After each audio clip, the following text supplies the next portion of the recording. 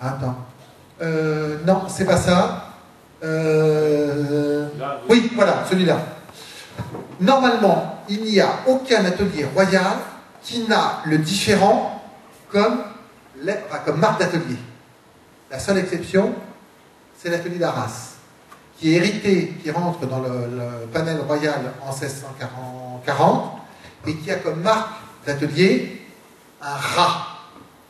Pourquoi? Parce que les Arras, ils sont rats? Non, pas du tout. Parce que c'était la marque de l'atelier à la période espagnole, c'est-à-dire avant 1640, sur les Patagons et Ducatons. Mais on a aussi les lettres AR en monogramme. On a toujours dit, donc AR, c'est Arras, et un fait exprès, le monétaire s'appelle Aymon Artus, c'est un jeu de mots, donc il a pris le rat comme... non, c'est l'inverse. Le rat est la marque de l'atelier, et AR, Artus. Et là, on a le texte, il a été retrouvé récemment, donc on peut le prouver, alors que depuis une centaine d'années, on disait le contraire. Mais là, ça voudrait dire que la tour serait bien donc la marque de l'atelier, mais c'est le N. Et le N, à ce moment-là, pour les autres, parce qu'on aurait cette monnaie-là, ça pourrait coller comme hypothèse, parce qu'après tout, ils ont pris l'arme parlante d'Anduze, ils ont pris la tour, c'était suffisamment évocateur pour les gens du coin, et après ils ont mis un signal factice. Le N serait un trompe-l'œil. Il faut dire, on s'en moque, ça copie la monnaie de Montpellier ou de Nîmes, et après tout, on peut faire ce qu'on veut. Le seul problème, c'est que normalement, il y a quand même un responsable monétaire, et qu'à un moment, il va signer. Donc là, j'ai bien regardé, on n'a rien d'autre. On n'a pas d'autre signal. Vous voyez ce que je veux dire? Qui pourrait dire, qu'est-ce que c'est que l'atelier, ou qui est le directeur, ou qui est celui qui a frappé, qui a œuvré. Voilà. Ça, c'est le seul problème. Et ça pourrait vous dire, on peut avoir deux ateliers. Hein.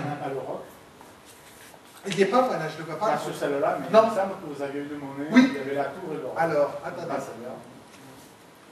Stop, celle-là, arrête-toi.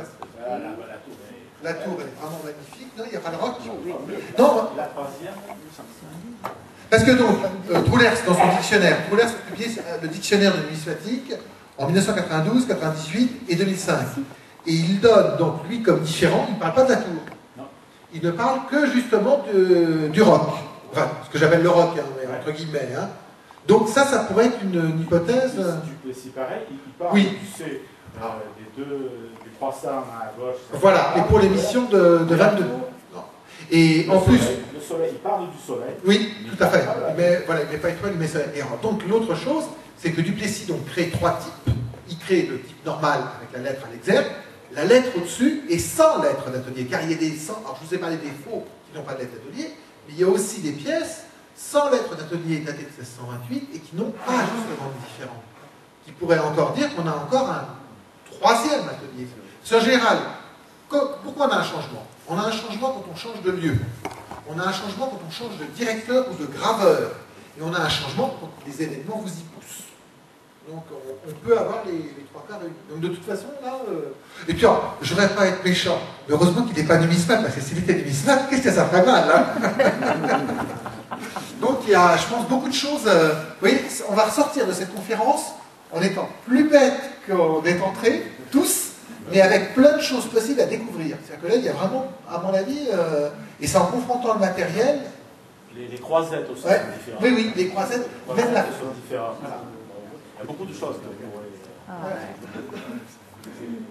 On a les monnaies de 1628, 1629. Cantonnement. La croix elle-même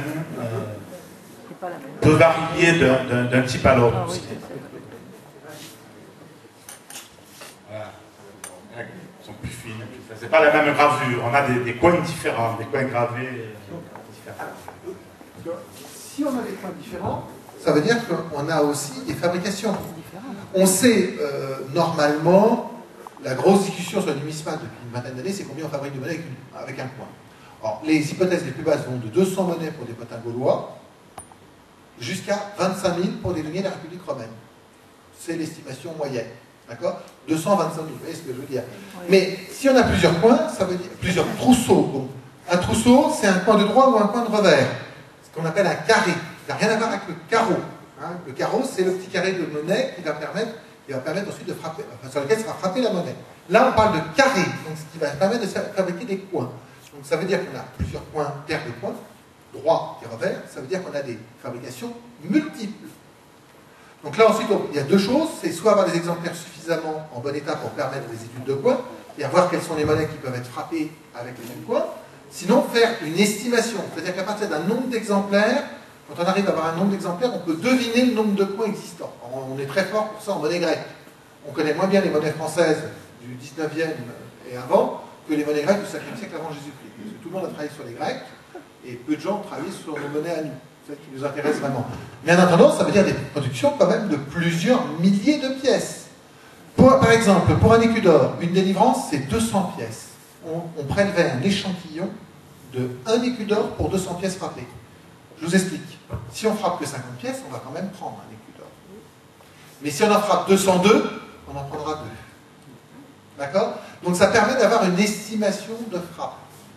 Alors, pourquoi pour Montpellier, Nîmes, Montauban, on est embêté? On l'a dit tous les deux, et puis on pourrait le redire des tas de fois, on n'a pas les chiffres, on n'a pas les... On a des mandements, on a des explications, des débuts d'explications de frappe, on a des gens qui commandent la fabrication, dont Henri de Montauban, mais à part ça, on n'a pas les registres, on n'a pas les traces. Les pièces, comment on savait que les pièces avaient été frappées? Parce qu'à chaque fois que le monétaire frappait, donc après l'opération de frappe, c'est-à-dire qu'une fois qu'on a la monnaie, le flanc monétaire frappé, on prélève un échantillon en fonction de l'espèce frappée et on l'envoie à la cour des monnaies, donc à l'époque il n'y en a qu'une, c'est Paris, pour vérification. Mais ça va être vérifié 2 ans après, parfois. On ouvre la boîte, ça s'appelle une boîte, et on vérifie ce qu'il y a dedans. Et si c'est pas bon, si elle est l'écharceté, si le poids, le titre ou autre chose n'est pas bon, le type il se fait taper sur les doigts. Et au pire, ça peut se terminer par être pendu, s'il a fait du faux monnayage. Mais ça se fait... Il n'est pas bouilli. Non, il n'est déjà plus bouilli. Voilà. C'est qu'il n'y a plus de bouillon, c'est pour ça. Mais en attendant, il est condamné. Et sa production est condamnée, et il peut perdre son office, ou il peut être appelé à rembourser. Mais là, on ne l'a pas, puisque ces monnaies-là, en fin de compte, il y a eu amnistie. À chaque fois, que ce soit en 22 ou en 29, il y a eu amnistie monétaire. Donc, on n'a pas les comptes, on n'a pas les fabrications, et on ne sait pas ce que sont devenues les monnaies. La seule chose qu'on sait, c'est qu'elles sont à chaque fois décriées.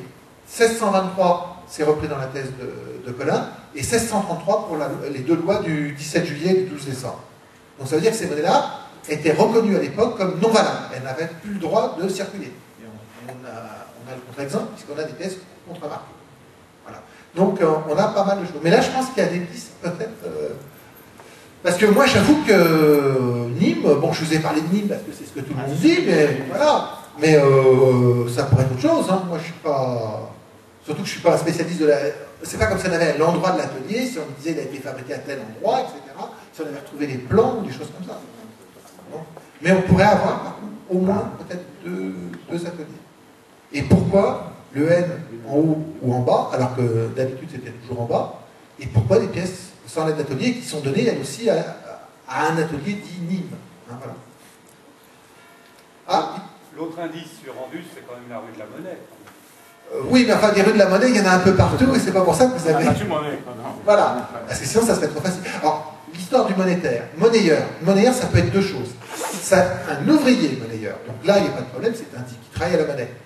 On est dans un registre. Dans un registre, vous avez des... Alors, normalement, le monnayeur est dit, dans ce cas-là, il est dit changeur aussi. Parce que, comment on faisait pour frapper de la monnaie? On ne frappait pas de la monnaie comme ça. Il y avait le roi qui disait, on va frapper tant de monnaie. Mais à l'époque, c'est un office, c'est une charge qui s'achète et qui coûte très cher.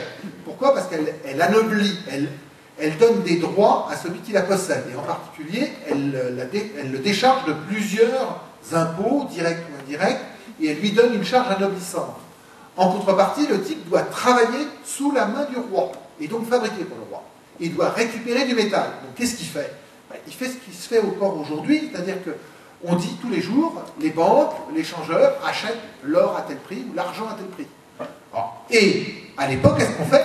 On apporte son argent au changeur, le changeur vous donne un cours, il vérifie avec un trébuchet le poids, le titre, et puis il regroupe. Et puis à la fin de la semaine, il va à l'atelier apporter ses matières, c'est-à-dire les matières, qui sont vérifiées, pesées, fondues et payées.